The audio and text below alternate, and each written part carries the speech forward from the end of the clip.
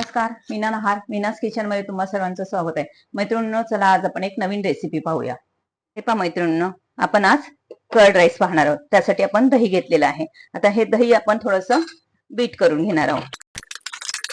हे पहा, आता आपण 2 टाईपचं दही करणार आहे. आता ह्या दह्यामध्ये आपण काय करणार आहे, किसलेली काकडी केलेली आहे. हे पहा, ही काकडी आहे. ह्याच्यामध्ये आपण थोडंसं मीठ टाकणार आहोत.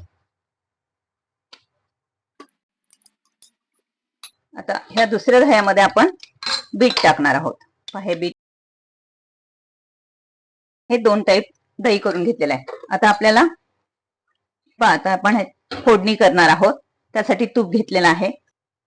हे पहा तूप, त्याच्यामध्ये आपण मोहरी टाकलेली आहे, छानसं जिरं टाकलेलं आहे, हिरवी मिरची आहे, गॅस बंद करणार आहोत, कढीपत्ता आहे आणि हे भाजलेले शेंगदाणे घेतलेले आहेत. आणि ही फोडणी आपण ह्या राईस वरती टाकणार आहोत. हे पहा छान. हे पहा, आता ह्या दह्यामध्ये आपण हे तयार केलेलं राईस टाकणार आहोत. तुम्हाला जेवढं करायचं आहे तेवढं तुम्ही करू शकता. हे पहा, आणि थोडं सब्जा बी आहे, थोडस टाकायचं आणि हे सगळं मिक्स करून घ्यायचं आहे. त्याबरोबर थोडीशी कोथिंबीर टाकायची आहे, थोडीशी साखर आहे आणि थोडस दूध टाकणार आहोत आपण त्याच्यामध्ये.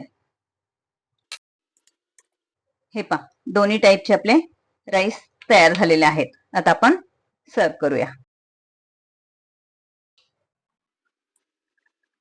व्हाईट राईस आहे.